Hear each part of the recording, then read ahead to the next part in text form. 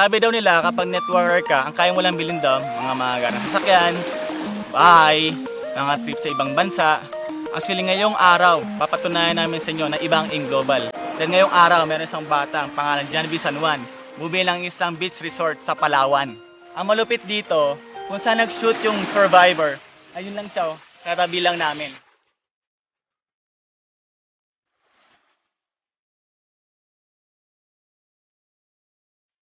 Nag-start kami sa AIM Global, dito kami nagkakalang seminar, sa garahe lang. Nung tinuloy ko siya, after 9 months, lahat ng hirap ko, lahat ng pagod ko, binayaran ng AIM Global. Ako yung pinakabata na kaplan ng US, ng libre. At the age of 20, na-hit ko yung first million ko sa AIM Global. After 2 years, nagkaroon din akong dalawang sasakyan. Dahil sa AIM Global, nagkaroon na yung sariling bahay lupa sa Tagaytay worth 8 million pesos. After 4 years, ngayon, may sarili namin building dito sa Palawan para sa mga nag-AIM Global. Dati, yung magulang ko hindi naging proud sa akin kasi di pa ako graduate, so baksak yung mga grades ko. Dahil sa AIM Global, lahat na bago. Dahil last year, umakat ako sa stage, ako yung top 6 ng AIM Global. And ako yung nakakuha rin ng pangatlo sa pinamataas na profit sharing. Simula ako sa AIM Global, ito pa yung brochure noon. Pangarap ko lang dati makasama sa mga nagkakotse dito, mga naging milyonaryo. Ginawa ko, pabalik mo lang sa office noon, nakipag-meet sa mga top earners, nakipag-meet sa mga may-ari, kami ng advice. Araw-araw, gabi-gabi, yun ang ginagawa namin.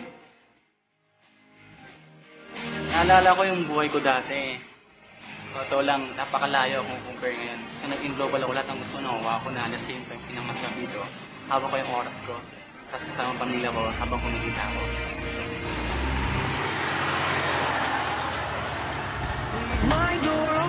Akala ko lahat ng pangarap ko nakuha ko na.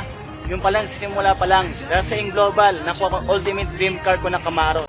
Dati napanood ko na sa Transformers, pero ngayon, si Bumblebee, kotse na ni Janvi. Kumita ng 10,000, 15,000, tuwang-tuwa na ako.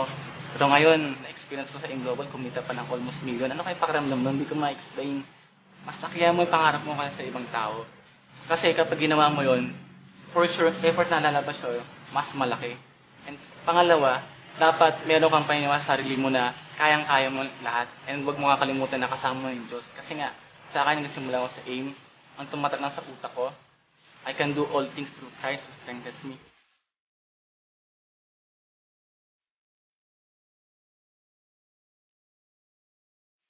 Guys, imagine mo, ito resulta lang ito na 5 years na non-stop na trabaho ko. Pumunta ng iba-ibang lugar, iba-ibang bansa. Pero kung isipin mo, sino ba naman ako para magkaroon ng ganun? Isa akong bata, isa akong undergraduate. First time ako mag-network. Ito lang isipin nyo, kung ako nga nagawa ko, ikaw kaya mo rin. Basta may pangarap ka, trabahoy mo lang sa AIM Global. Lahat bibigay sa'yo ng AIM.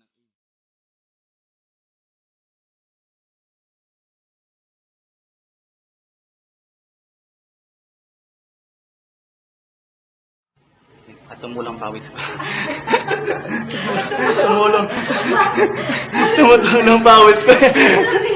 Pero pwede may cut yun, di ba doon? Oo.